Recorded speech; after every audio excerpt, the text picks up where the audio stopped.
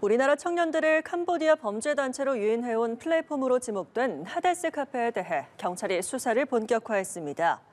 경기 남부경찰청 사이버수사과는 지난달 15일 경찰청으로부터 하데스 카페 사건을 배당받아 입건 전 조사한 끝에 최근 정식 수사로 전환했다고 오늘 밝혔습니다. 경찰은 또 해당 국가의 수사 당국과 관련 기업에 대해 국제 공조를 요청했습니다. 지난 2023년 11월 개설된 하데스 카페는 보이스피싱과 대포 통장 모집 등 이른바 해외 고수익 아르바이트를 중개해주는 대표 플랫폼 역할을 해왔습니다.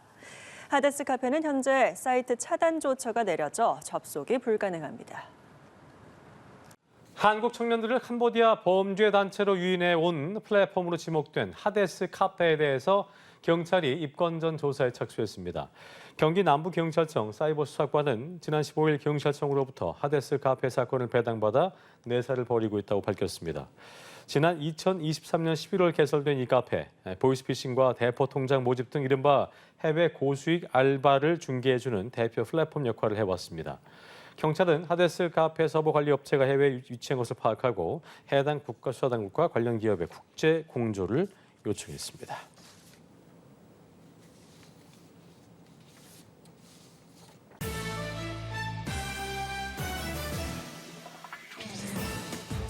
안녕하십니까, 정영빈입니다. 한국 사회 이슈를 발굴하고 다양한 시선으로 분석해 합리적인 해결책을 모색하는 뉴스프리즘 시작합니다. 이번 주 뉴스프리즘이 풀어갈 이슈 함께 보시겠습니다.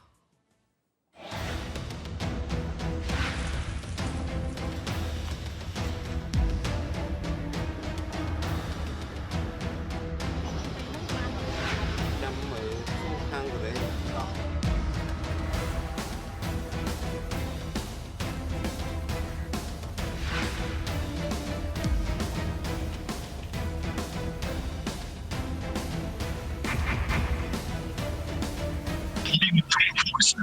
계속해서는. 그런데 제가 생각하기에는 300명 이상 지금 시한품에만 그 정도 있다고 저는 생각합니다.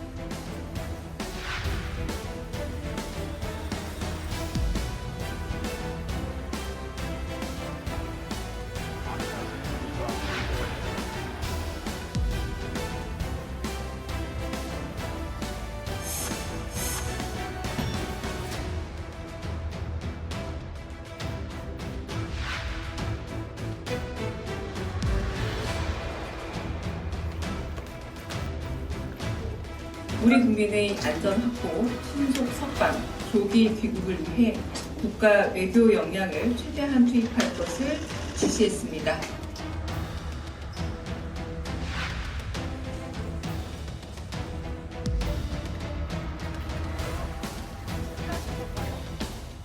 체포된 사람의 숫자, 그다음에 사건의 성격 이런 거에 따라서 다 달라질 건데 이런 규모의 대규모 송환은 앞으로 쉬워 보이지는 않을 것 같습니다.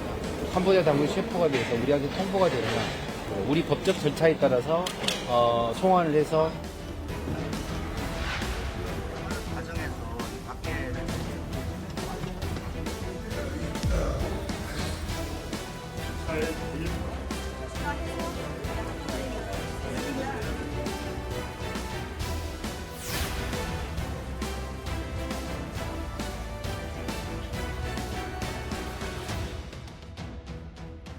최근 캄보디아에서 한국인 대학생이 고문 끝에 숨진 사건이 큰 충격을 줬는데요.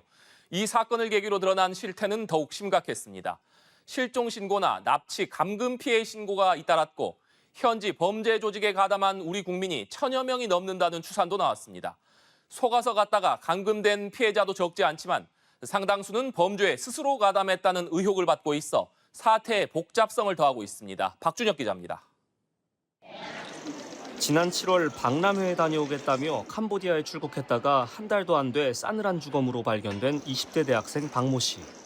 현지 경찰은 박 씨의 사인을 고문에 의한 심장마비로 파악했는데 박 씨는 범죄 단지인 이른바 웬치에 감금돼 마약을 강제 투약하는 등 가혹한 고문을 당했던 것으로 추정됩니다. 이후 전국 각지에서 가족이나 지인이 캄보디아로 떠났다가 연락이 두절됐다는 신고가 잇따랐습니다.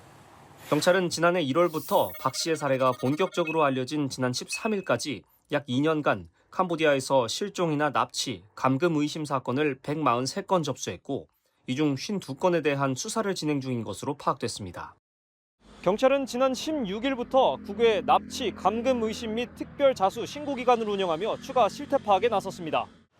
추가 신고가 잇따르는데 문제는 피해자와 가해자의 구분이 명확하게 나뉘지 않는다는 점입니다.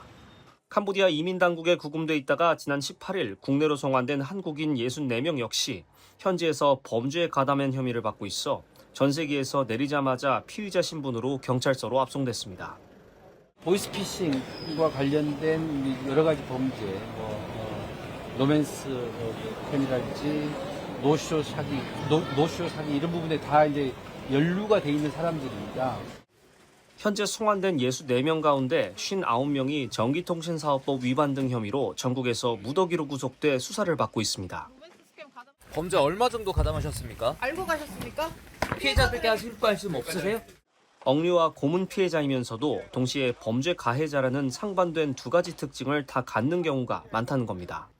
순수한 피해자인지 피해자로 갔다가 거기서 또 가담을 하면서 범죄자로 전락이 된 그런 케이스도 있을 수 있거든요. 캄보디아 경찰에서 입수한 자료라든지 이런 것들이 다 이제 다 맞춰서 객관적으로 아마 조사가 됩니다. 현재도 캄보디아 범죄 조직에는 1,000명에서 최대 2,000명의 한국인이 있을 것으로 추정됩니다.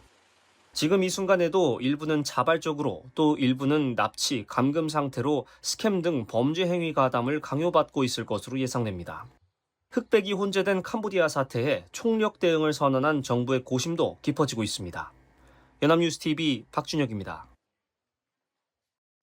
캄보디아에서 국내로 압송된 사람 중 상당수는 20, 30대 젊은 층 그리고 지역 출신인 것으로 알려졌습니다. 또 기초생활수급자나 신용불량자 등 사회안전망의 사각지대에 놓인 사람들이 많았는데요. 전문가들은 청년들이 느끼는 구조적 긴장을 줄이는 노력이 필요하다고 입을 모았습니다. 고이윤 기자입니다.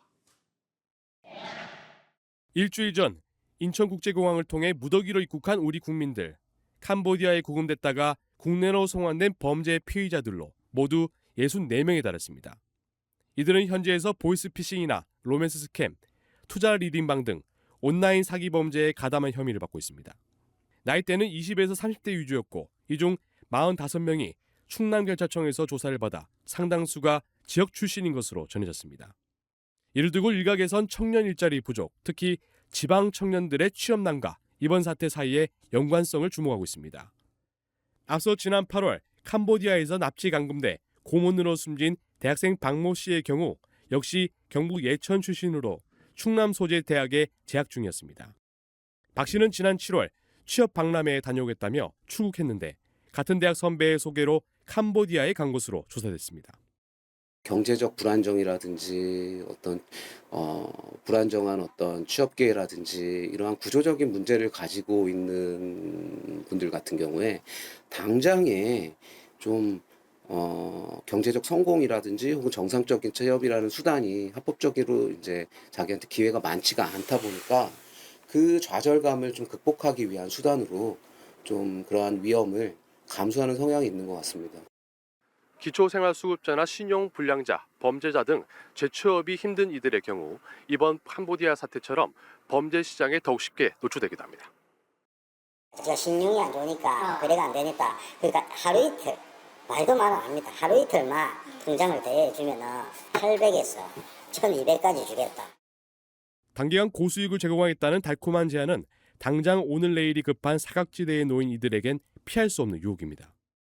나이도 들었고 이혼도 10년 이상 전에 당했고 그때 제가 사기당하고 노름하고 이래가지고 돈 때문에 당했거든요.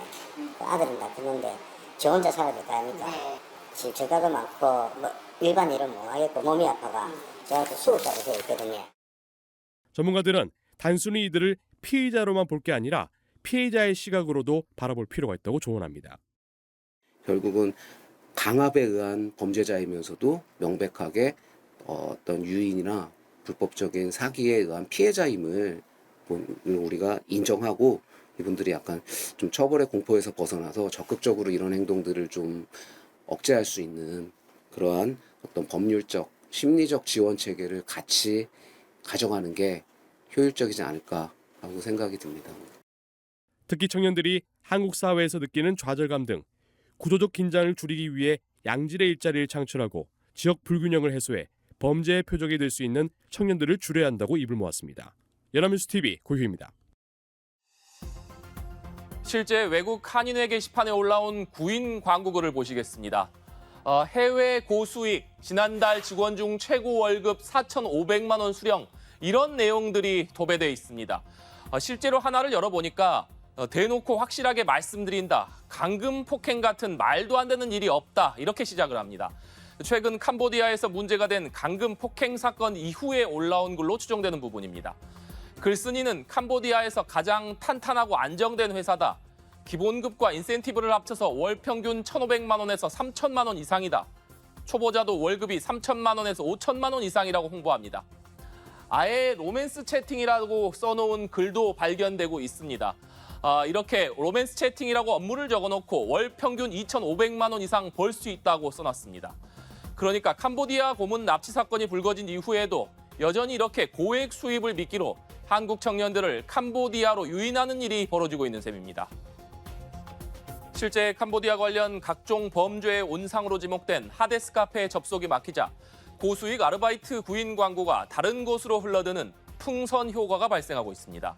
이런 구인글은 특히 일본과 미국, 캐나다, 베트남 등 교민 사이트에 많이 올라왔는데 취업난 때문에 한국을 떠나 워킹홀리데이 등 해외에서 일자리를 찾는 청년들을 노린 것으로 풀이됩니다. 그렇다면 실제 이런 구인 광고는 믿을 수 있는 걸까? 피해자들의 증언에 따르면 이런 고수익을 앞세운 광고는 한국인들을 유인하기 위한 허위, 가짜글입니다. 이런 글을 보고 캄보디아로 향했다가는 보이스피싱이나 로맨스 스캠 범죄에 연루돼 감금과 고문을 당한다는 것이 피해자들의 증언입니다. 실제 현지 교민들은 캄보디아 같은 저개발 국가에서 월 1,000만 원은커녕 1,000달러도 버는 것은 불가능하다고 강조합니다. 많은 돈을 벌게 해주겠다며 통장을 빌려달라고 하는 것도 캄보디아 범죄 조직의 수법입니다. 실제 많은 수의 청년들이 범죄 자금 세탁에 쓰일 대포 통장을 팔기 위해 캄보디아로 향하고 있다는 증언이 나왔습니다. 캄보디아 범죄 조직은 한국에서 보이스피싱이나 로맨스 스캠 등으로 얻은 범죄 자금을 세탁하기 위해서 끊임없이 통장을 구하고 있습니다. 그런데 이렇게 넘긴 통장의 명의자와 신뢰가 없기 때문에 명의자를 직접 캄보디아로 불러들인 뒤 자금 세탁이 끝날 때까지 함께 있는 것입니다. 그런데 자금 세탁 과정에서 돈이 어딘가로 빠져나가거나 너무 빨리 지급 정지가 되는 돈 사고가 나면 이 감금돼서 폭행이나 고문을 당한다는 것이 피해자들의 증언입니다. 빠져나간 범죄 수익금을 메꾸기 위해 단지에 갇힌 채 범죄에 동원되는 경우도 흔하다고 합니다. 실제 캄보디아에서 고문받다 숨진 채 발견된 대학생 박모 씨도 이런 이유로 폭행을 당했던 것으로 추정되고 있습니다. 일파만파로 번진 캄보디아 범죄 사태에 정부는 각종 대책을 내놓으며 긴급 대응에 나섰습니다. 정치권도 사태의 심각성에 대해선 한 목소리를 냈는데요. 다만 범죄자 송환과 책임 소재를 두고 연일 설전을 이어가고 있습니다. 정부 대응과 정치권 공방, 정다혜 기자가 짚어봅니다. 이재명 대통령은 국민 안전이 최우선이라며 캄보디아 사태에 총력 대응을 지시했습니다. 사건 연루자들을 국내로 신속하게 송환해야 됩니다. 가용 자원을 총동원해서 신속하게, 정확하게, 확실하게 대응해 주시기 바랍니다. 이에 따라 외교부와 경찰, 국정원 등으로 구성된 정부 합동대응팀이 현재 급파됐고 캄보디아 정부와의 협의 끝에 단일 국가 기준 역대 최대 규모 송환이 이루어졌습니다. 양국은 합동 TF를 구성하고 수사 과정과 범죄 연루자 송환 등에 대한 정보 공유 체계를 구축하기로 하는 등 후속 조치에도 뜻을 모았습니다. 정부는 동남아 불법 구인 광고 단속 강화, 해외 피해자 긴급 신고 시스템 개선, 관계부처 합동 상시 대응 체계 구축 등 재발 방지책을 마련하는 데도 공을 들였습니다.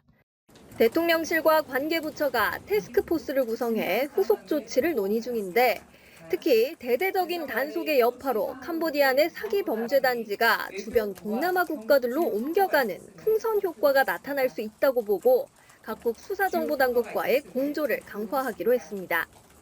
하지만 이번 사태를 바라보는 정치권의 반응은 시작부터 내 탓 공방이었습니다. 국민의힘은 현 정부의 늑장 대처를, 더불어민주당은 지난 윤석열 정권의 퍼주기 원조를 문제 삼으며 각각 서로를 겨냥했습니다. 경각에 처한 우리 국민들의 생명과 안전을 각자 알아서 해결하라라고 방치한 윤석열 정권이 캄보디아 ODA 사업 예산은 대폭 늘린 반면에 정작 국민의 생명은 뒷전이었습니다. 송환된 한국인 대부분이 현지에서 범죄에 가담한 걸로 확인되면서 공방은 더 격화됐습니다. 여당은 신분과 상관없이 자국민 생명 보호가 우선이라고 강조한 반면 국민의 생명을 지키는 것이 최우선입니다. 위기에 빠져 있는 우리 청년들을 먼저 구하고 그다음에 이제 법적 처벌은 나중이라고 봅니다. 국민의힘은 범죄자 송환쇼라며 정부 성과를 평가절하했습니다. 박수를 칠 때가 아닙니다. 이들에게 사기당하고 고통받은 피해자들이 들으면 피가 거꾸로 솟을 일입니다. 여야를 막론하고 일각에선 군사 조치가 필요하다는 주장까지 나와 논란이 일었는데 정부 공식 논의로 이어지진 않았습니다. 국민 보호라는 대의 앞에서도 정치권은 어김없이 책임 떠넘기기에만 몰두하고 있다는 비판을 피하기 어려워 보입니다. 연합뉴스TV 정다혜입니다. 캄보디아 사태의 관련자들은 대부분 2030 세대입니다. 특히 일자리를 찾기 힘든 지역 출신 청년들이 많다고 합니다. 범죄에 연루됐을 가능성을 사전에 인지했다고 하더라도 왜 지역의 청년들이 이런 선택을 했는지에 대한 고민은 필요합니다. 지금 이 시각에도 청년들이 큰 돈을 벌 수 있다는 유혹에 캄보디아로 떠나려다 공항에서 제지당하는 일이 벌어지고 있습니다. 더 이상의 피해를 막기 위해선 우리 청년들이 범죄에 노출돼 캄보디아로 가는 것을 철저히 막는 것도 중요합니다만 지방 붕괴와 양질의 일자리 소멸이라는 사회 구조적 문제의 해결책을 한시라도 빨리 내놔야 할 때입니다. 이번 주 뉴스프리즘은 여기까지입니다. 시청해주신 여러분 고맙습니다.